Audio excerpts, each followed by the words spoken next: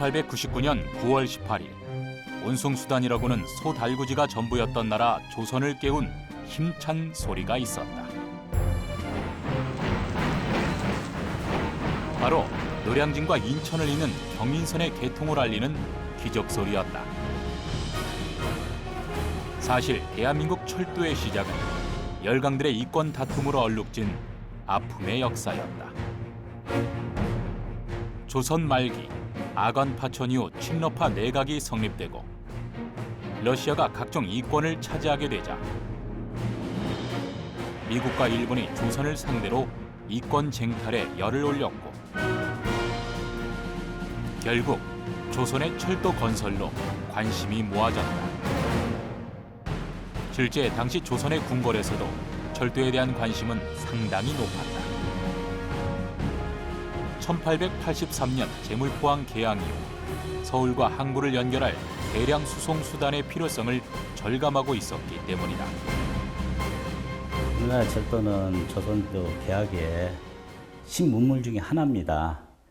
이런 신문물에 대해서 충격받은 사람이 좀 있습니다. 그 중에 이제 김기수라는 분이 일본 수신사로 가 있다가 이제 일본에서 기차를 타보면서 그 당시는 화령거를 탔다고 언급을 했습니다. 거의 최초로 이제 기차에 대한 소개가 됐고, 그 실질적인 모형을 또 가져와서 우리나라에 들어온 사람은 이하응이라고 주미공사를 수행했던 분인데, 그분이 미국에서 실제 기차를 타봤답니다. 타보고 나서 그 신기함 감탄을 해가지고 그 모형을 이제 가지고 귀국에 가서 고종 황제한테 보여주면서 철도를 꼭 좀 건설해야 되겠다, 그렇게 건의를 했습니다. 그래서 조정 대신들한테나 다 설명하고 나니까 철도에 대한 관심이 굉장히 좀 높아졌죠. 하지만 공업국가도 자원생산국도 아닌 아시아의 작은 반도국가 조선은 철도를 건설할 만한 힘이 없었고 1896년 미국인 제임스 모스가 서울과 인천을 잇는 경인선 철도 부설권을 획득해 1897년 공사에 착수한다. 그리고 1898년 1월 미국의 주간지 하퍼즈 위클리는 동양의 작고 아름다운 나라 조선에 이제 곧 철도가 들어설 것이라는 기사를 싣기도 했지만 결국 일본으로 부설권이 넘어가게 된다. 미국의 자본가 모스라는 사업가가 있어요. 그분이 이제 고종 황제로부터 경인선 사업권을 취득을 하게 되거든요. 그래서 이제 미국 본국으로 넘어가서 굉장히 이게 큰 사업이니까 투자자들을 끌었는데, 당시 미국의 시각이 어땠냐면 조선의 정세를 굉장히 불안하게 본 뿐더러 거리상으로 굉장히 떨어져 있으니까요. 우리나라에 대해서 사업성을 인정을 안 했던 것 같아요. 그래서 결국은 모스라는 사업가가 그 투자자 유치에 실패를 하고 공사를 절반까지는 했어요. 근데 자본이라든지 이런 기술적 문제에 부닥치니까 더 이상 진행을 못하고 있는 차에 이제 일본에서 여러 가지 책략을 좀 꾸몄겠죠. 100만 달러의 미국으로부터 경인선 부설권을 넘겨받은 일본은 1899년 9월 18일 지금의 인천역인 당시 제물포역에서 서울의 노량진까지 33.2km 구간의 경인선을 개통시켰다. 116년 한국 철도의 역사가 시작된 순간이었다. 그 당시 일본만 해도 기술이 없었답니다. 그래서 경인선을 개통할 때도 전부 미국제, 그 전기기관차 모카 1호 전기기관차 있거든요. 그것도 미국 브룩스사에서 가지고 들어와갖고 인천 공장에서 조립한 거예요. 경인선이 첫 개통하고 그거를 독립신문에서 기사화를 한 게 있습니다. 그걸 이제 자료를 찾아보면 그 기관차를 굉장히 웅장했고 천둥이 치는 소리 같았고 얼마나 빠른지 새가 따라오지 못할 정도로 기사에는 묘사되어 있어요. 근데 사실은 그게 시속 20km였거든요. 당시 사람들은 전기기관차를 처음 본 거잖아요. 굉장히 신기해하면서도 놀라워했는데 사실 초창기에는 승객이 많지 않았다고 합니다. 당시만 하더라도 화물 운송을 어떻게 했냐면 한강 나루터의 배편을 많이 이용했기 때문에 화물도 여전히 배를 이용하는 사람들이 많아서 적자였다, 뭐 이런 얘기도 들었고요.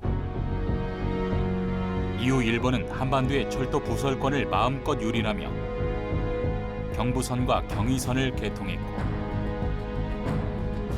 국권이 일본으로 넘어가자 철도 관리국은 조선 총독분의 철도국으로 이관돼 식민지 국가의 경제적 착취를 위해 철도망 확장에 착수. 1914년 호남선을 개통하며 조선에 대한 자신들의 지배권을 국제적으로 굳혀나갔다. 을사조약이 일어나고 그때부터 그러니까 부산에서 만주까지 경부선이 이어집니다. 러일 전쟁을 염두에 둔 군사 물자 이동 통로였거든요. 일본에. 1910년 이제 한일 합방을 이루어지면서 본격적인 수탈이 이루어집니다. 그때 이제 호남선이 개통이 되는데요. 그 호남 곡창지대인 거기다 철도를 개통하면서 철도를 통해서 부산항을 통해서 그때 본격적인 수탈이 이루어지는 거죠. 또한 일본은 1931년 만주 사변을 계기로 대륙과의 연락망을 확충하기 위해 국경지대 철도를 확장해 나갔고 1937년 해산선을 시작으로 평원선과 만포선을 차례로 완공했는데 수탈을 위해 시작한 조선 총독부의 철도 건설은 총 길이 6천여 킬로미터에 달했다.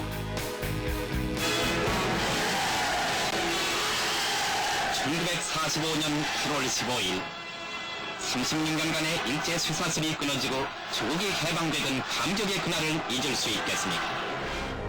그리고 1945년 8월 15일 드디어 감격적인 해방을 맞이했고 해방 뒤 대한민국의 첫 열차는 1946년 5월 20일 경부선에 투입된 조선 해방자호였는데 이는 우리 손으로 처음 제작한 국산 기관차였다. 사실 해방자호는 한국인들이 일제 강점기 때 어깨 너머로 배운 기술을 총 집결해서 만든 기관차였고요. 철도를 주체적으로 운행했다고 하는 자부심과 더불어서 새로운 조국을 건설했다는 측면에서 의미가 깊은 열차라고 할 수 있죠. 하지만 해방 이후 남북 분단과 1950년 한국 전쟁이 터지면서 휴전 선언으로 양분된 남한철도는 국부가 그랬던 것 같이 허리가 잘려나갔다. 분단되면서 철도 영업거리도 반 이상으로 줄어들게 되었는데요.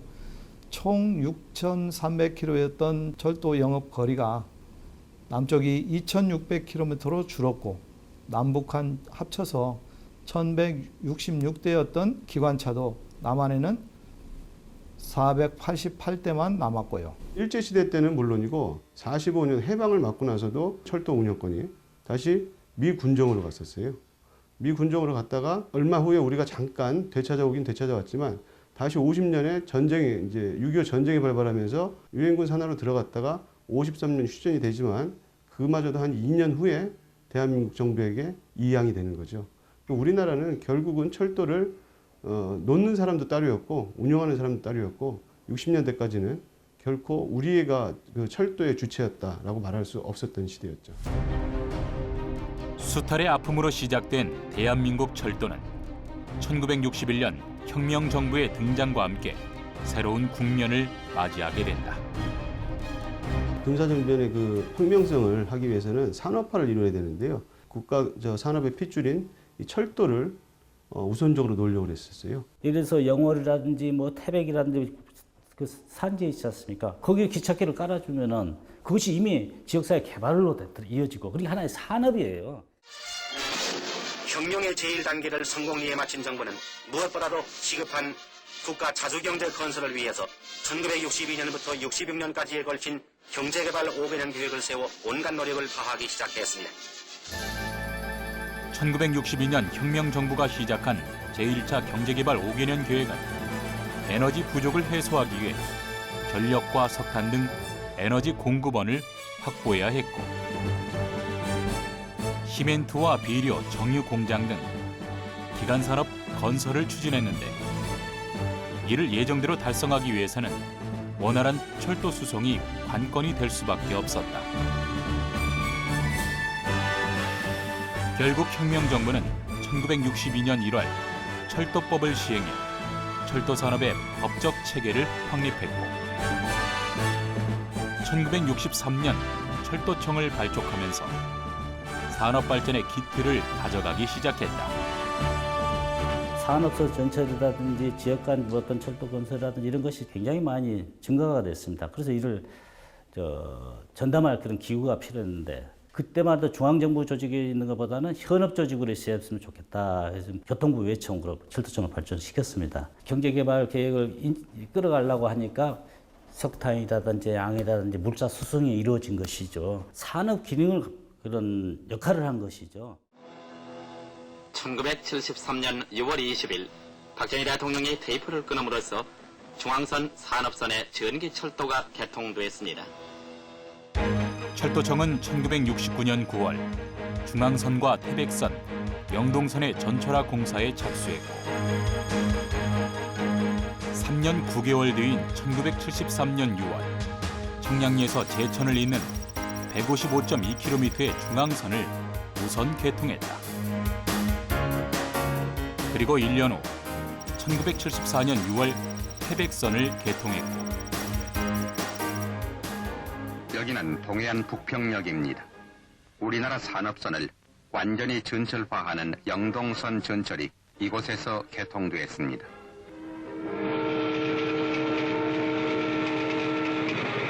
이로써 산업전철은 전국 철도 화물 수송량의 40%를 감당하게 됐으며 1975년 12월 영동선 구간을 개통함으로써 청량리에서 부평 간 320.8km의 산업선이 모두 완공됨에 따라 석탄, 시멘트, 광석, 수산물 등의 수송이 원활하게 이루어지게 된 것이다. 산업선이 전철화되면서 하루 1,710만 톤이었던 석탄 수송량이 2,570만 톤으로 50% 이상 늘어나게 됩니다. 당시만 해도 겨울철 연료가 주로 연탄이었잖아요. 겨울만 되면 마치 연례 행사처럼 수도권 연탄 파동이 일어났는데 왜냐하면 수송량은 많은데 필요한 수송량만큼 공급이 원활하지 못했던 거죠. 그런데 산업선이 전철화되면서 겨울철 수도권 연탄 파동을 해결하는 데 큰 도움이 됐고요. 산업선의 전철화와 함께 경제가 급성장하면서 대중교통난 해소를 위한 대책으로 수도권 전철화 사업도 추진됐고 착공 3년 3개월 만에 개통을 본 서울 지하철 종로선은 서울역에서 청량역에 이르는 10.31km로서 이 구간을 불과 18분에 달릴 수 있으며 서울 시내 교통난 해소에 크게 이바지하고 있습니다. 1974년 8월 15일 서울과 청량리를 잇는 종로선 개통을 시작으로 경인선과 경원선까지 모두 개통하기에 이른다. 교통난 해소뿐만 아니라 서울에 집중되는 인구를 주변 도시로 분산시키는 효과도 함께 가져옴으로써 수도권 균형 발전에도 철도가 이바지했다고 볼 수 있습니다. 고속전철 건설에 대한 의지를 확고히 한 것은 바로 노태우 정부였다. 1989년 공사비 5조 8,462억 원을 투자해 1998년 완공하겠다는 건설계획 방침을 세웠고 1989년 본격적인 기술 조사에 착수한 것이다. 88년 여름에 과학기술처에서 연락 왔는데 고속전철과 자기부상 열차에 대한 기술 조사를 해달라는 겁니다. 왜 그러냐면 독일하고 우리나라하고 과학기술처 장관끼리 회동을 하셔가지고 협약을 맺었는데 초고속 대중교통수단에 대한 연구를 같이 하기로 했는데 나중에 보니까 독일에서는 그것이 고속열차하고 자기부상에 대한 것이니까 우리가 그걸 착수하려면 어떻게 되는지 알아야 되겠다. 당시 한국기계연구원 신교통기술연구 부장으로 재직 중이던 송다로는 본격적인 기술 연구에 앞서 우리나라의 기술 현황부터 분석해야 했고 철도 관련 연구소들을 찾아다니며 기술 수준을 파악하는 일부터 시작했다. 철도청에 있는 기술연구소가 가보니까 연구소에 연구실장이 5분 계세요. 그런데 연구실장 하시는 분 말씀이 이 현황을 너무 자세하게 이렇게 적으면 오히려 창피하니까 그냥 없다고 하라 이렇게 말을 들었어요. 그리고 국내 이제 철도 차량 제작 업체가 당시 3개 회사가 있었습니다. 도면 또는 설계서를 도입해서 생산을 어떻게 할지 생산 도면도 그냥 다 대부분 오는데 그냥 그걸 처리하는 수준. 그 사람들 보고 고속전철이 어쩌고 그런 얘기를 하면 이게 도대체 뜬구름 것 같은. 1980년대 후반까지만 해도 철도 환경은 열악했고 기술 또한 전무했기에 엄청난 예산을 투입해야 하는 고속전철 사업을 둘러싼 각계각층의 갈등이 심했고 반대하는 이들 또한 상당히 많았다. 무조건 반대하는 사람 많았어요. 아직 좁은 땅덩어리에 무슨 2시간에 가느냐, 또 우리 그 많은 빚지 가지고 하느냐 하는데 여태까지 일반 열차도 설계할지 말지한데 고속전철을 어떻게 하냐. 결과적으로 이것도 예산이나 따먹고 먹튀하는 걸 아니냐. 이런 얘기였고 하다가 말면 말지. 하지만 당시 고속전철 사업을 추진했던 수많은 기관과 연구자들은 확신이 있었다. 반대하는 이들을 설득하기도 했고 예산을 확보하기 위해 아쉬운 소리도 마다하지 않았다. 제가 이제 정부를 설득할 때 우리나라만큼 고속전철이 적합한 나라가 세계 없다. 왜냐? 150km보다 작으면 역에 가서 열차 타고 또 가는 거에 비해서는 그냥 승용차 타고 가면 되거든요. 600km가 넘어가면 열차 타는 시간이 일반적으로 3시간이 넘어가야 돼요. 그럼 지루해. 그러니까 그럼 비행기 타고 가요.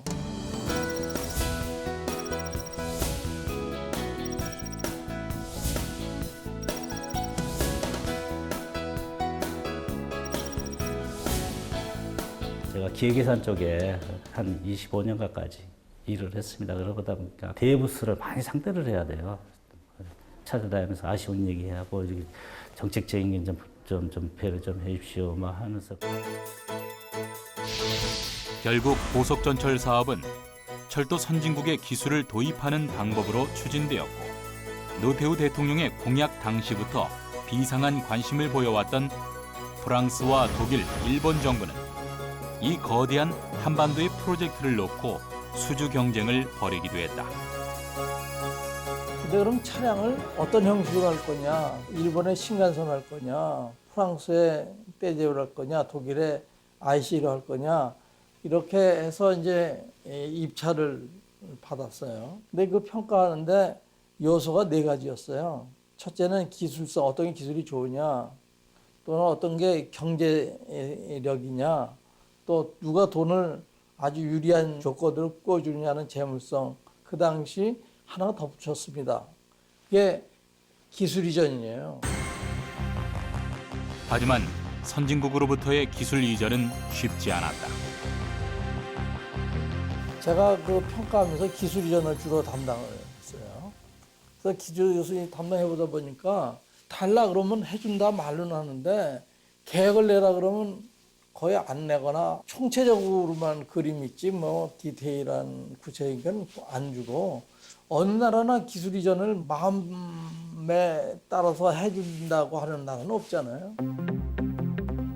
당시 고속전철 도입과 개발을 담당했던 연구진들은 단순한 제작 기술을 원한 게 아니었다.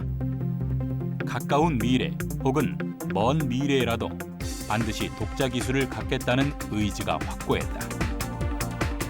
원천 기술, 설계, 엔지니어링, 시스템 인테그레이션 이런 아주 진짜 본질적인 기술을 받아야 되겠는데 그 받으려고 그러면 그냥 말로 받는 게 아니잖아요.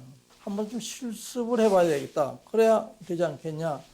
그래서 이제 기술 개발을 하자. 여러 가지로 고심하고 그 입찰이 6번이나 진행되는데 결국 대한민국은 입찰을 진행한 지 1년 6개월 만에 프랑스 알스톰사의 고속전철 기술을 이전받기로 확정한다. 그 당시에 저희들은 일본을 많이 검토한 걸로 알고 있었는데 일본이나 독일은 기술 이전에 대해 약간 인색했던 것 같고 프랑스는 이게 기술 이전을 많이 허용했기 때문에 나라의 발전상 우리는 우리 기술로 새로운 기술 척도 갖다가 만들어야 한다는 그런 차원에서 프랑스 떼제배로 결정이 진 것이죠. 기술적으로 우리 기술인들이 제일 선호하던 것이 제일 우수하다 그런 것이 IC였거든요. 기술 하나하나가 굉장히 복합적으로 돼 있어요. 그러니까 하나를 분석해도 여러 사람이 협력을 해서야만 그걸 알아볼 수가 있어요. 근데 떼제배는 그렇지 않아요. 그냥 다 떨어져 있어요. 그런 기능들이. 그러니까 IC는 하기 굉장히 어려운데 떼제배는 할 만할 것 같더라고. 그래서 이제 그런 의미로 이제 떼제배를 하자 이렇게 했고. 이에 앞서 정부는 1992년 5월 서울과 부산을 잇는 경부고속전철의 세부 노선을 확정지었고 경부고속철도 중 천안에서 대전까지의 시험 구간 공사가 1992년 6월에 시작된 이래 94년 8월 현재 23%의 공정을 보이고 있습니다. 1992년 6월 30일 천안에서 대전 구간 시험선 공사를 시작해 한국을 아시아의 거점으로 만드는 역할을 담당할 경부고속철도. 한반도의 대동맥을 따라 2004년 개통될 최첨단 시설의 한국형 고속철도는 성공적인 시험 운행을 통해 우리나라 교통운송 역사의 한 획을 그으며 일본과 중국, 러시아, 유럽을 잇는 유라시아 고속철도의 축이 될 것임을 확인했습니다. 그리고 2004년 4월 1일 서울역에는 요란한 경적 소리가 울렸다. 부산에서 출발한 대한민국 최초의 열차 KTX가 2시간 49분 만에 서울역에 도착하며 경부선 전 구간의 개통을 알렸다. 대한민국 철도 역사에 큰 획을 긋게 된 역사적인 순간이었다. 그 철도가 개통된